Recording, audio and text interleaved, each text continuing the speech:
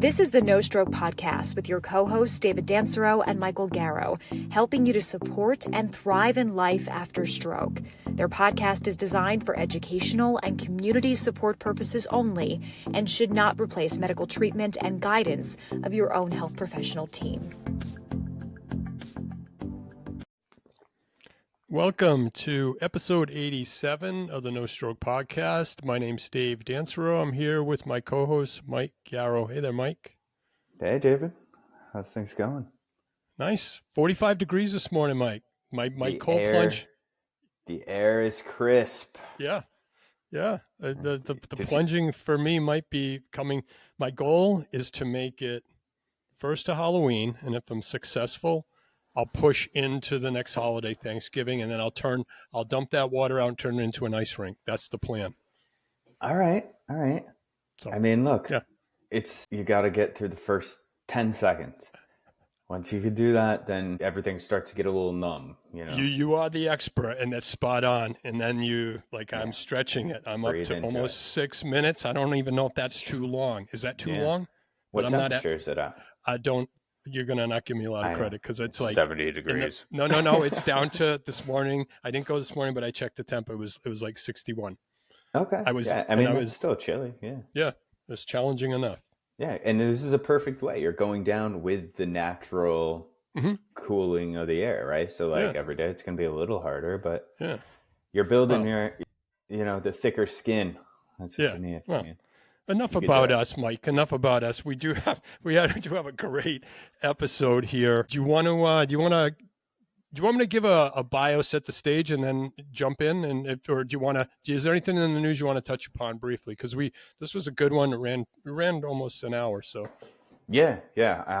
Quick shout out first, Stroke OT, the Connecticut-based nonprofit here in Connecticut, we've had on as past guest with Dr. Caroline Brown. They have their annual fundraiser this weekend, a walk and roll, which is super cool. We've gotten adaptive bikes and get everybody out on one of the trails here in Connecticut. So great. That's a cool event. So, follow them on social. You get to see some of the photos and stuff from that. And if you're local, you can visit the website. And if you're around, we're probably not getting this out until next week. Till after the event. Never know.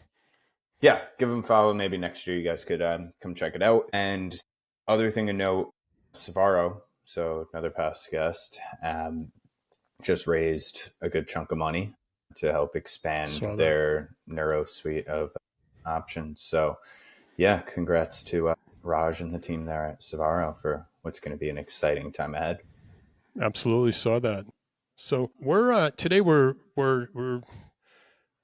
Mike, I don't want to say we're bringing on a true Hall of Famer, but when I read his bio, you're going to understand that he's right up there with in the rodeo Hall of Fame, but also like in the likes of, if I had to, in basketball, I feel like he would be a Michael Jordan, or in in football, sort of a Tom Brady. So I'm going to just take a moment, read his intro. This was a great episode, so we're going to jump right in a moment, but our guest today is Stran Smith. He's literally a legendary tie-down roping cowboy from Childress, Texas. He competed professionally for over 20 years, and he appeared 11 times at the National Finals in Rodeo and won the World Championship in 2008.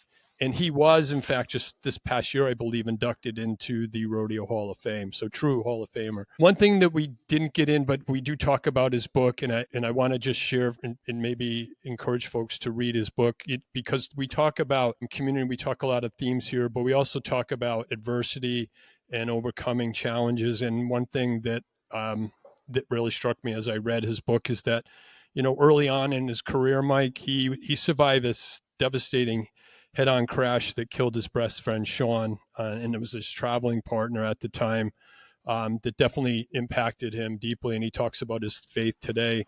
But he's also a stroke survivor. In his early, the height of his career at 32, he suffered a stroke. We've had other episodes. We've talked about PFO before, but his stroke was also caused from a PFO. And that's the connection with the theme today about the Abbott HeartMates Program, where he recently last year was inducted into their draft of the folks that they have a class of draft choices every year, and he was inducted in. And those draftees are, they're heart health champions, and they share their inspiring stories, which you're going to hear shortly. And now today, since retired, he did write a great book that we're going to dive into called A Colonel and a Cowboy. And he talks about sort of giving back now along with the HeartMates program, but just in the community he's involved with, the co-author of his book, into motivational speaking. And, it's an episode that I'm so glad that we were able to showcase this program, because we'll talk. It was not something that I didn't have as an early survivor from a stroke and PFO and others. So what were your thoughts before we just kind of open up and bring them in? Yeah. It definitely goes back to just some of those reoccurring themes that have come up on this show since day one, right? About connection, and I think that's, not only what Stran was seeking at that time after his PFO, right? And trying to understand, like, hey, what's going on, right? Like, how am I going to get back to riding? Like, am I going to be able to do these things that, a week before, right, he wasn't even thinking about, because none of those underlying conditions were there. He was a professional athlete riding doing some of the most strenuous work, but without any issues. And then all of a sudden he's in the hospital, right? So I think just the fact of, like, what he, like, his approach and his mentality that he had after his stroke, right, I think will resonate with so many people, and just encourage, folks out there. There is community. And I think the fact that, Abbott is putting together this program to help kind of bring that together more cohesively and easier for stroke survivors to navigate is exactly what's needed, because it's a difficult time for not only the survivors, but the caregivers, the loved ones, people taking care of it. And you'll hear, I know you shared that during this episode. And I think, to your point about, when something like this happens, it's scary. And we've had, Stran is a celebrity, like, in his field and what he's doing now after his professional career. But the adjectives that we've shared or asked other folks to share, those don't change. Like he talked about, like, this is scary. Like, there's no answers. So whether you're a Teddy Bruschi or a Damar Hanlon, other draft members of the HeartMates program as well from Abbott, that connection is vital, to have someone to talk to that can just say, it's going to be, this is what it was like for me. And, there is life after this. And it's just like having this resource now I'm so grateful that we can showcase it. Yeah. And I thought it was pretty cool. Of course, you can't bring up PFO and not talk about Dr. Thaler as well. That connection. Our whole network. Yeah. Super. All right. Let's bring on our guest. Episode 87, Stran Smith. Enjoy. And if you're new to this show, please subscribe, and go back and listen to some previous episodes. Enjoy this one. Welcome, Stran, to the No Stroke Podcast. Pleasure to have you on. And I want to say we've some 86, 87 episodes in. You're absolutely our first true cowboy we've ever had on the show, for 100% real. So welcome. Well, thank you, guys. Yes, thank y'all for having me. You have a phenomenal story, and a lot, and Mike and I always give an intro and kind of set the stage for this episode. But I told Mike in between us going live here, and we met a few minutes ago, that I picked up a copy of your book, and so I set the stage with your story. But then I picked up A Colonel and a Cowboy, and we're hopefully we can weave that into the discussion today, because phenomenal read. I couldn't put it down. I went through it, and I think in one sitting, and I walked away with a lot of gems and a lot of things that would apply to our audience today. So I want to make sure we we cover all those in depth, but we always start with, kind of an icebreaker. And in this case, after reading your book, I'm going to give you two options for the questions. Okay. These we kind of, changed after reading your book, but I'll give you sort of an easier one and one that maybe make you think a little bit. So I guess the first one is, with the book in mind, kind of two theme related to a book. What was the hardest part for you about becoming an author, but also about co-authoring, having to work in partnership with someone through the process? Well, David, that was probably one of the greatest challenges I have embarked on in a long time. It was the challenge, probably the hardest thing, of course, with anything, was to start. But I knew to do that, I had to give myself and the Colonel a deadline. And so when we talked about, and we'd been talking about it for 3 or 4 years about doing this together. The first time was just in passing, hey, we need to write a book, and I'm like, yeah. But the challenging part to co-author a book was what we started out to achieve and what my mindset was to start. You can just take that and tear it up and throw it out the window. It was nothing what I thought that when we initially started this process and doing the outline, what we actually went to print with was nothing like what we had perceived before. It was totally different. Once we got in the middle of it, it kind of morphed into the book that it is.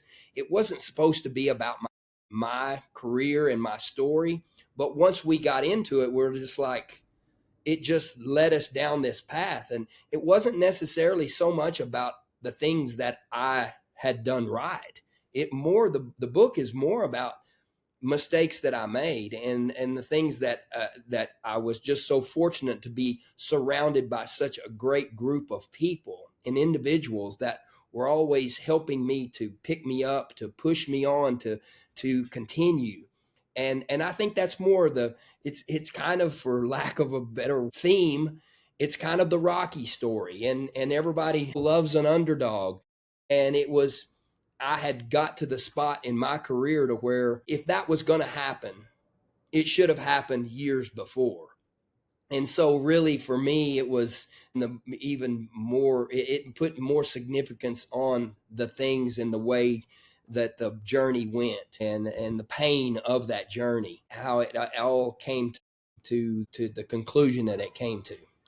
It's really interesting to use that Rocky analogy, because when I was reading it, I think I just, hours before recording here, I sent over to Mike. I said, this really plays like it should be a movie when you read the book. So we're setting the stage. We want to dive into like the connection and how I was introduced to you through the Abbott HeartMates program. And I promise we'll get to that. I have one other question, because it's related to a book, and is there a book early on in your life that you read that impacted like who you are today or how you live your life today?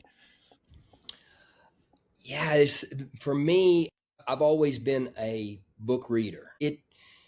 I remember one of the first books I really remember of kind of turning the animal loose, so to speak, and really feeding that craziness that I have, that we all have, was John Eldridge's Wild at Heart. That was one of the books that was one of the first that I really remember that just kind of freed me up, actually. And I actually say now it's one of my top 10 books that I recommend to young men, but I also say that it needs to come with a warning label on it, because I think it's for mature men only. And not to say that young men don't and won't get a lot out of it, but I think you can take a lot of what Eldridge is giving you the right to go be you. If you don't use that the right way, it can be something that is, I do believe that you need to be a mature man. before you really lean into a lot of the things that he touches on. Well, thank you. I put it down. Every year I like to get recommendations, and yours is already going to be on the list, but I'm going to look that one up for sure. Yes. Mike, do you want to jump in with? I think like this helps to set the stage, but we do have a couple of questions specific to your journey, and specifically, you've had a lot of ups and downs, but one of them in your list of obstacles in your the things that life presented you with was a stroke, and it was one amongst many things after reading your book that were challenging, and it presented at a time in your professional career where you were already battling some highs and lows. So, what, can you tell us a little bit about that, set the stage for us? What I know so far is that it happened in your early 30s, and you were on I didn't realize how hard of a journey it is to be on the road all the time, from reading about how hard it is to be in the career that you were, I don't want to say chose. It almost seems like it was, you were born to be in this role today. So go ahead, maybe fill us in a little bit on that story. Well, that really, it's ironic that you say that I was kind of born into it. I always say, be careful how you frame your children up. I was named after the strands in a rope. They just dropped the D off. And so I was actually named after a rope. So it was only fitting that I would, start and turn into a professional roper. So, I had a few, we call them spiritual markers, crucibles of life, just like everybody does. Everybody goes through things. Some of them are a little more substantial than others. And for me, it was, the stroke happened when I was 32 years old, and Jennifer and I had been married for a couple of years, and she was pregnant with our first son. And really the unknown of what had happened to me. The only thing that the stroke affected for me was my speech part of it hit the speech part of my brain. And so I lost my speech, and that was the only thing. And I know that for a lot of people, they suffer different things. It just depends on where the blood clot hits. But for me, it was the speech part of my brain, and really the unknown. That was probably the scariest thing about all of it. Was here I am 32 years old, and I'm at the top of my sport, at the top of my game, physically, mentally. I mean, we had waited till I was older before Jennifer and I got married, and I had been at the Super Bowl of rodeo, the National Finals Rodeo. I had been 5 times already since I'd graduated college. I made it every year. And so really it was to have this happen when it happened. It was something for me that was probably the hardest thing for me to understand, because I felt no difference. Physically, I didn't feel any different than I feel right now. And I just couldn't talk. So that was the uncertainty and not knowing where to go, what to do. The first diagnosis that I got was, we're going to put you on a real strong blood thinner. You'll live a more normal life, being from that doctor, normal life. But I had to change my lifestyle. Life as I knew it was going to be over. No more physical anything, no more riding horses, no more working at the ranch, no more, the roping part I could live with, but me not being me. I'm pretty reckless just going to the grocery store, mowing the grass. I might take extra chances that normally you might not do. But so that was the unknown and the uncertainty, and really no answers. There was no place to go for answers. There was nobody out there. Luckily for me, my wife was before we got married, she was a medical reporter. And so she had experience in digging into researching different things in the medical field. And so she dug in, man. she took off and started researching everything. And I had doctors and veterinarians and close friends that we were sending up smoke signals everywhere, trying to, this is not, we wasn't just satisfied with just what the first doctor said. Just, we're going to put you on these blood thinners and that's it. You're going to live hopefully this second stroke that's probably going to happen won't take you out. And I was like, that's not good enough for us. It wasn't so much about my career. It wasn't so much about, it was more for my well-being and my longevity of life. And so that's why, whenever later on, I'm kind of jumping ahead here, but I think that this is a perfect spot to say is when Abbott came up with HeartMates, and it's this community that you can go to. When I talked to Teddy Bruschi, he said I would have give anything, because he and I suffered the same. His was about 2 years later than mine. He said, I'd give anything if I would have known you, if I could have been connected with you, because I didn't know. I didn't, the uncertainty of, there is a treatment and how's that work and where's it go? And have you had any side effects? Is there any? Well, guess what? Once I received my Amplatzer, there was never any complications whatsoever. And I will never forget what Dr. Kimmelsteele, he was the cardiologist that performed the procedure on me. He said, when it was over with, I said, Doc, how did it go? He said, textbook. That was his word, textbook. And I was just like, oh, thank you, Lord. Thank you. And so it was for me, and I think that's why it's so important now that Abbott has put this community together to where people can go to a place, and there's people like me that's been, hey, this was over 20 years ago. I went on to compete for another 10 years professionally. Teddy Bruschi went on to win a Super Bowl after he received his device.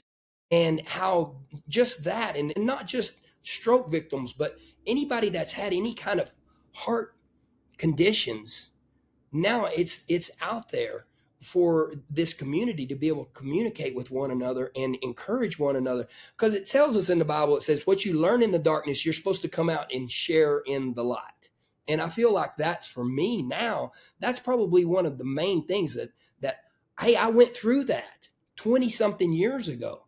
I'm living a normal, happy life. I'm 100% healthy because of that. And to be able to be that maybe that little bit of a light of hope to someone that's going through something. Because here's what people don't really realize is the mental stress that puts on you. You guys both are walking this out. Mike, you with your mother, and Dave, you actually went through a stroke. It's and the stress and the strain that it puts on you spiritually and emotionally, and your loved ones, and how you've got a place now to where you can get support. And to me, that's what it's all about for me. So I feel like this is one of those things that you have to walk through. In Psalms 23, it says, yea, though I walk through the valley of the shadow of death.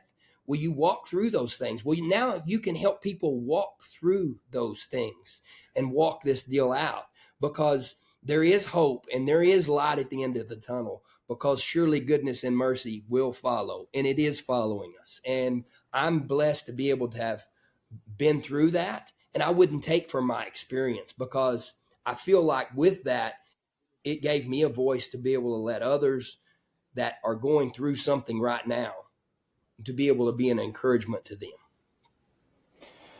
Yeah, we always say, it's unfortunately with stroke, other conditions, right? It's like once you leave that hospital room, you're falling off a cliff, right? It's like where's that support coming from?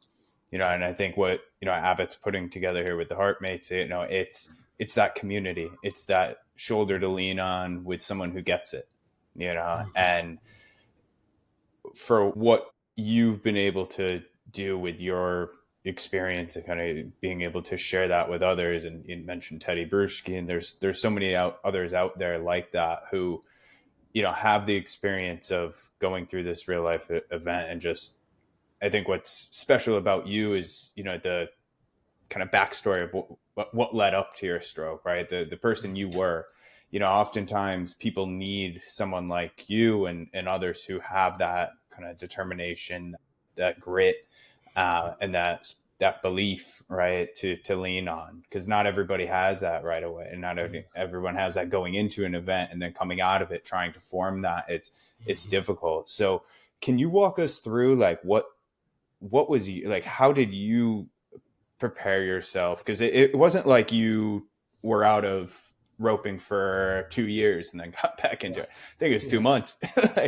So like, how did you go from, really that moment of not knowing, right? You were saying like, you just didn't know how this happened. What the doctors were saying, you can't, do this again. You have to completely change your lifestyle, to 2 months later, being back and competing. Like, walk us through that stage, because I think that just shows like what you're going to be able to continue to do for this community with the belief and mindset and everything that you bring to this.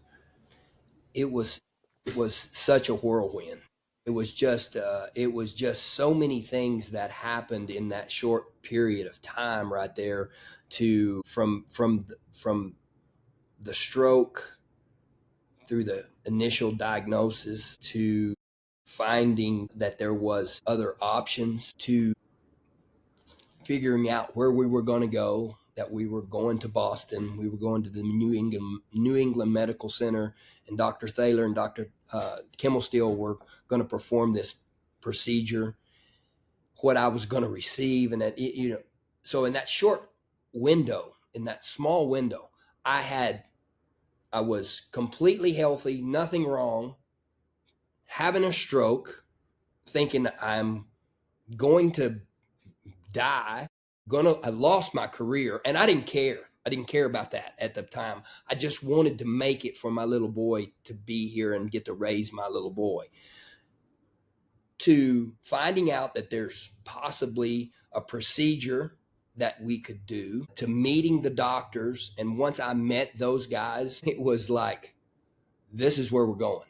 There was no questions asked anymore. We're going to Boston and we're having this procedure, going through the procedure. And it was I remember they said, oh, it's no big deal. Well, anytime somebody's operating on your brain or your heart, it's a big deal to you. Well, I would have loved for somebody that had walked this out before me to been able to go, listen, it's 15 or 20 minutes tops. That's how long this procedure will take. It's not even a surgery.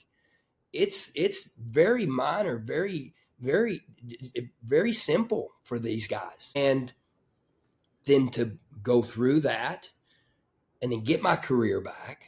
And it was just so crazy. It's so surreal. It felt like that moment in time was 6 years. And then in other times, and look back on it, it's like it's 2 days. And I'll tell you what I learned in that through that little short period right there was, I thought, I will never, ever take for granted what I'm getting to do and being right where I'm at. I'm going to soak up every minute of every day from here on out. The people that are around me, the gift that God has given me and placed on my life, no matter where it is, no matter what stage it is in my life, I am truly going to live like this is the best day of my life, because it is.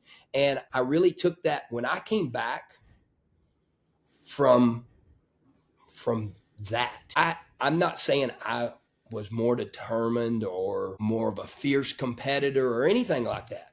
What I was I was a person that was not going to take my life or my career or my family or the people that I encountered for granted ever again. It was something I wanted to live every day to its fullest and enjoy the journey that God had me on and has me on still to this day. And I still live by this one motto, is this: and the best is yet to come. No. And I truly believe that.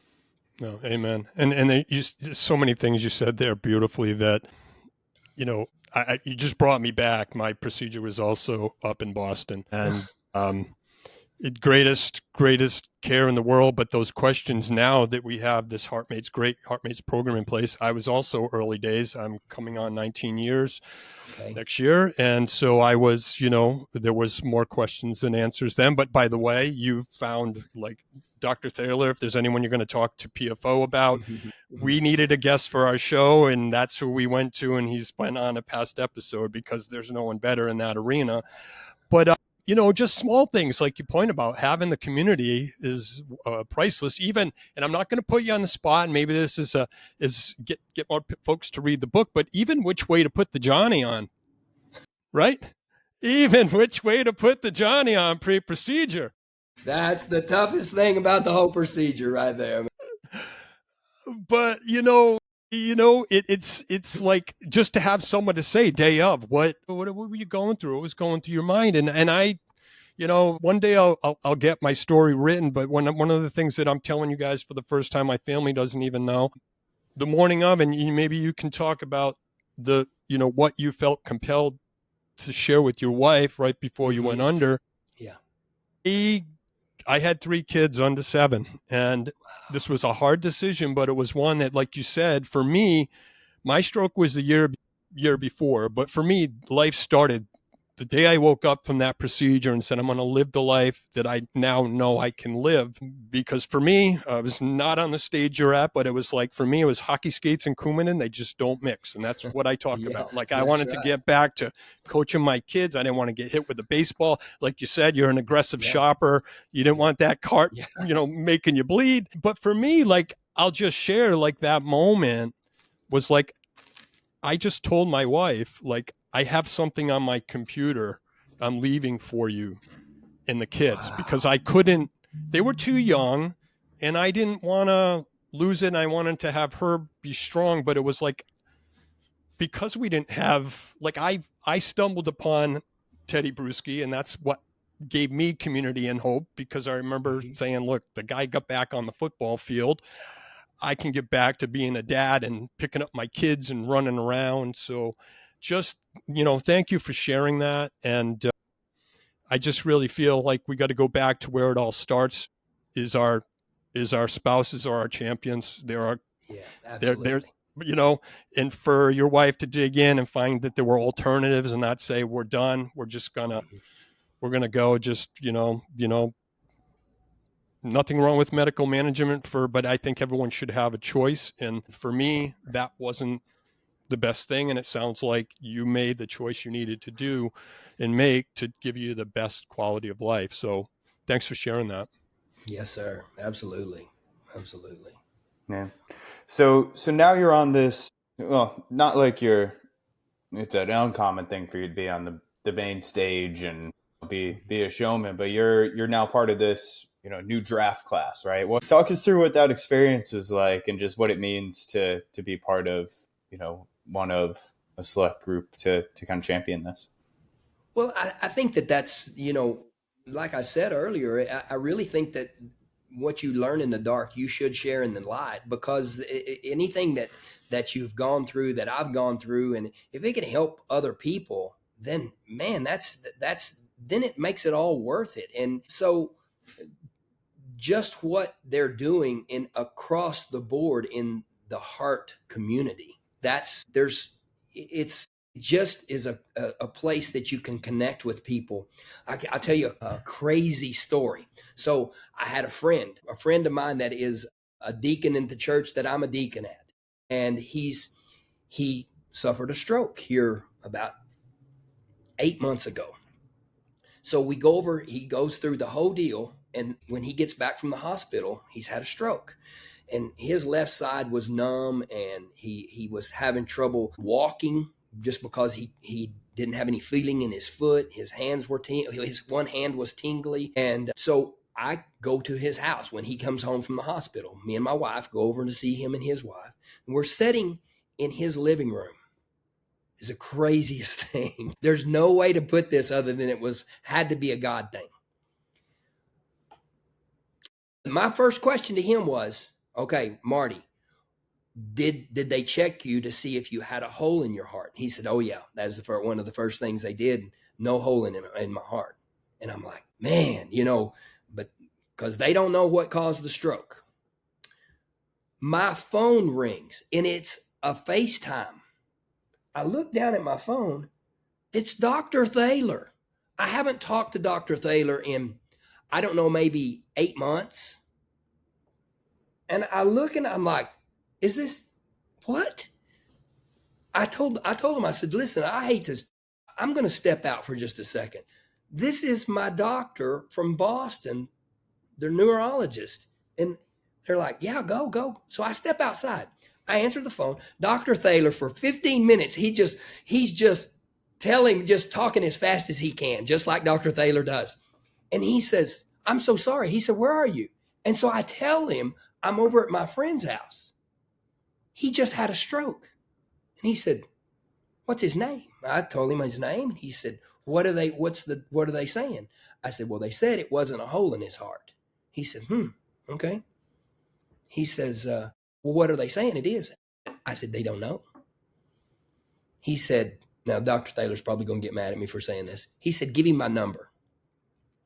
And I said, your office number? He said, no, give him my cell number and tell him and his wife to call me. I will figure this out. The advancements that we have made since your stroke, he said, you can't even understand. He said, we will figure this deal out. I give Marty and Donna Dr. Thaler's number. The next day they call him.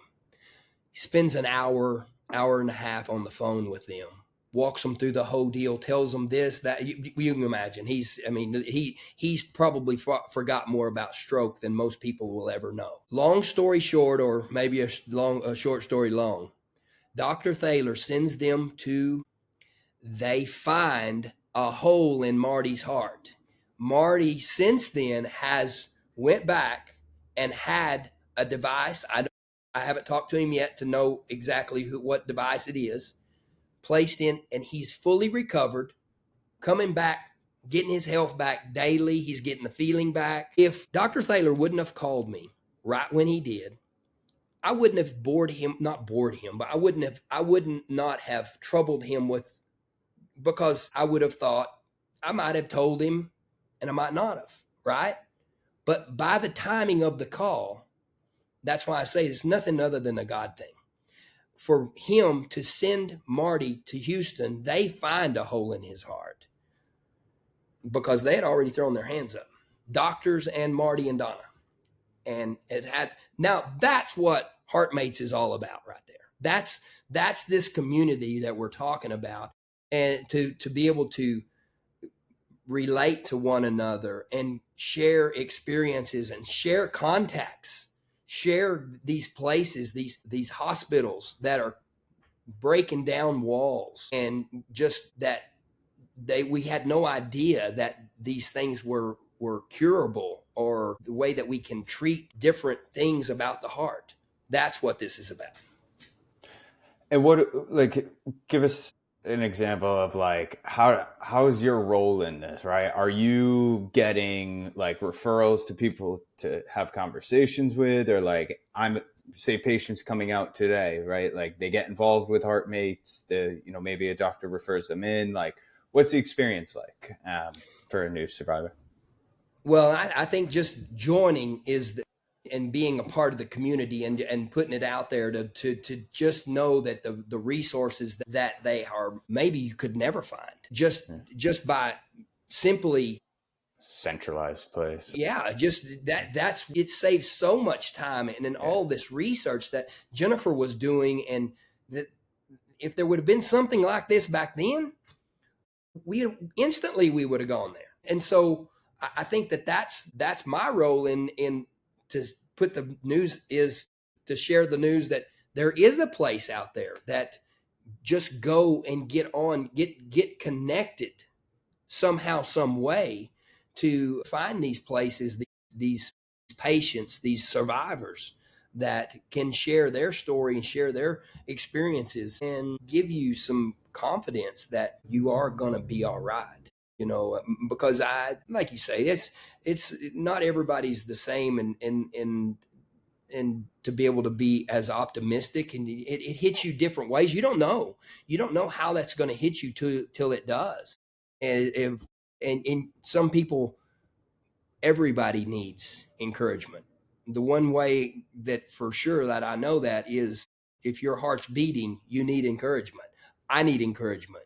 You guys need encouragement. We all need to be encouraged. That's on a daily basis, much less if you're going through an illness or something that's wrong with your organs, much less your heart. Yeah, and I'll just add to that, the experience that I've had so far with the group is, and I shared, I'm like 18 years out, but I felt the need a couple of months ago to join in on a group, and Teddy was leading the group, but there were folks from all over the country, and we weren't all just, stroke PFO connection, but it was any heart device, anything that affected the way you live your life and thinking about the future. And then recently they had another group that just met, and they brought in a mental health professional just to talk about the psychological part, and just a community. And that's one thing that keeps resonating. And Mike said at the beginning that you leave rehab, for whatever rehab it is, and sometimes you feel like you've just dropped off a cliff, and if you don't have some like-minded community to share those deep, thoughts with and about, then they can turn into other things, and usually it's not good. So I really feel like this is absolutely something I would have loved to have in the early days when I first had to make this decision, but I'm so glad now that there are choices for patients to be able to actually talk pre-decision, and then post-decision. Like, even just to have that community, I'm dealing with this now. It's not medical advice, but it's community to be able to maybe make a connection and say, I went through that. This is who maybe you could talk to. Yeah. I remember one night I woke up in the middle of the night and my chest was hurting, and I'm like, am I okay? I had a little panic attack. I'm like, am I having a heart attack? Am I, is there something gone wrong? Is it something, did it, is it loose? What is my heart rejecting it? I called Dr. And he answered the phone, and he said, no, Stran, you're fine. You're good. It's perfectly normal for you to be having this anxiousness. And he stepped me through of how what I was feeling was in here, not in here. And it just completely, and guess what? That feeling went away. He was right. He actually knew what he was talking about. But I needed to hear him say, with everybody thinks that, oh yeah, you've got this strong mindset that you're, no, I have probably more doubts and disbeliefs and insecurities than anybody. And it had got the best of me. But hearing him say, it's okay, you're okay, completely put my mind at ease. And that was the one and only time that really that happened. And I mean, I think I was having a bad dream, Yeah. It's just having that phone call, right? That person. Yeah. And that's what, with this program, it's making those connections to someone who gets it, Yeah. So if more people could have that, I mean, that's what the goal of this is. And I think, the more this could grow and more people involved, I mean, it's only going to help, because it's certainly, all these conditions, right? It's like, there's a life after, right? There's a life after stroke. There's a life after heart attack. There's, and that needs to be fulfilled. But you need to be able to have somebody in your pocket. Same thing as like, in AA, right? They always have what do they call it? A sponsor, right? Somebody that's always there for you, and I mean, that's you simple as know that. this better than anyone, Mike. I mean, you're the support. You're the Yeah. support right there with your wife, and isn't someone else in your family also Well, my mother, stroke yeah, my survivor? mother and my mother-in-law. So yeah, A mother and mother-in-law. yeah, Okay, yeah, mother and mother-in-law. yeah, So it's you can speak to that like yeah. like none other. Yeah, but you're right. But it's like, it's having, like, even for caregivers though, it's like, Yeah, I think yeah. my wife and I kind of had an unspoken bond when we first met because, we got it, it was always a thing, like something you had to kind of explain to someone who, didn't understand stroke, kind of coming into the family or something. Right. But yeah. And it, there's only so much my mother-in-law could kind of lean on with my wife and I, right? Because we've gone through a different element of it, but we're not survivors, right? So that's like, you two have a special connection that I'll never get, but I get another side of it, right? Yeah, I get yeah, from your wife's yeah, perspective a little bit, right? yeah. Exactly. But yeah, and I'd love this program, not only to kind of, keep growing from a survivor's perspective, but caregivers are often, those folks who are underlooked as well, and I Absolutely. think, I'd love to see that support continue to grow for those folks as well, because there's definitely times we need to pick up the phone and say, hey, what's going Absolutely. on here, And that's as much, I think, of what the whole group is about as anything Yeah. is the ones. I always said that Jennifer, really, my wife, she had the toughest job. I just went in there and laid down and went to sleep, and that she was the one trying to keep all of my crazy family together and everybody from, falling apart. And the same time, keep our little family that we were starting Yeah. together. Yeah. Well, I think we've hit on a lot here, and I know we really want to, touch on and just show. I think the main thing is really stressing that importance of connection, right? And what you're doing and what Abbott's doing here to grow the HeartMates program is something that needs to continue to have its focus and its time in the sun here, because more and more people are having a stroke every day, and they're experiencing a heart condition, and these conditions are only going to continue. There's more people out there who need this support, so thank you for everything you're doing for it. But as we look to close out here, you've now kind of shifted your life. You're getting into ranch life, entrepreneurship. You're an author, right?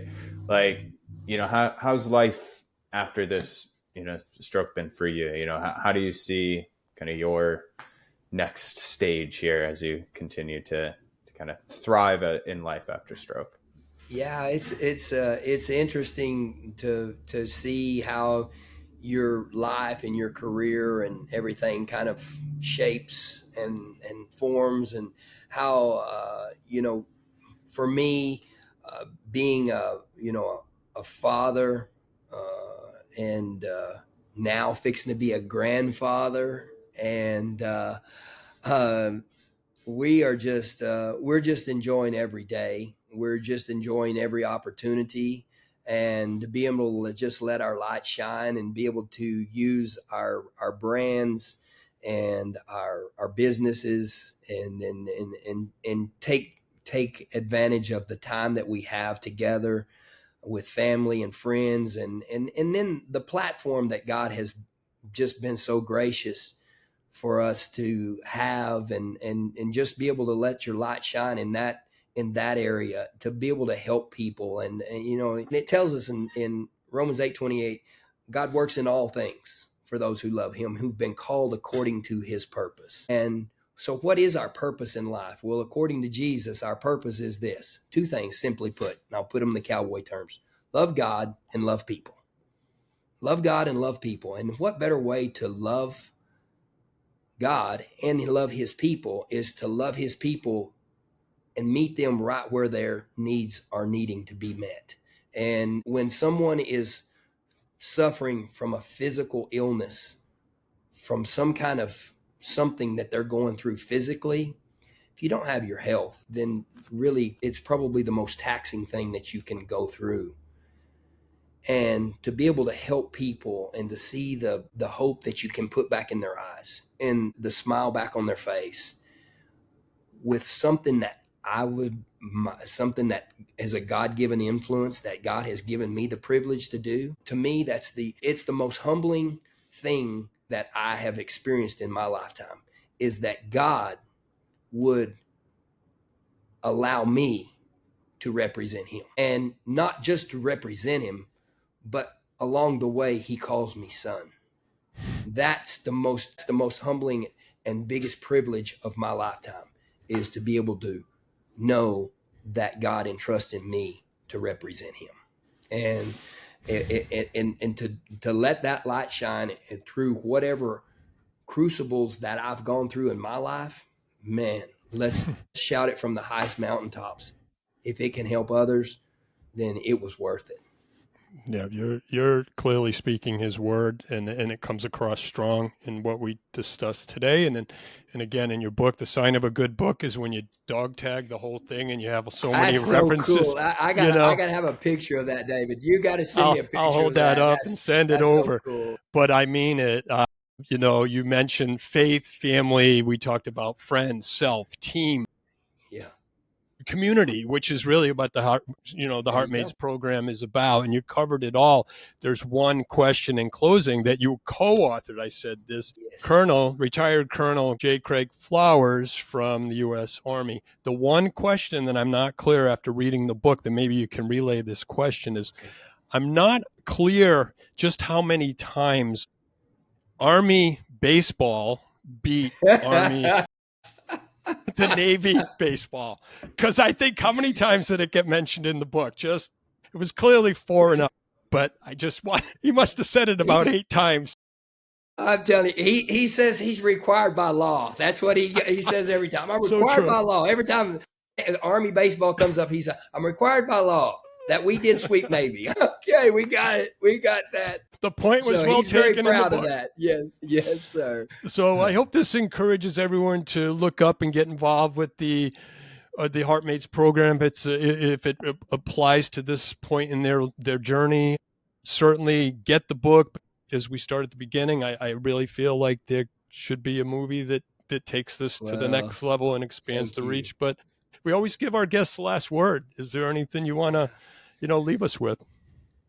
I'll say this. I said it once, I'll say it again. If you're still out there and your heart's still beating, it's proof positive God's not through with you yet. You don't have to win some kind of award or an accolade to be able to fulfill your purpose in life. So never give up. Never give up on your dreams. Well said. Thank you guys for having me. Well, I enjoyed it. Yes, sir. Thank y'all. Thank you, Stran. Thank you.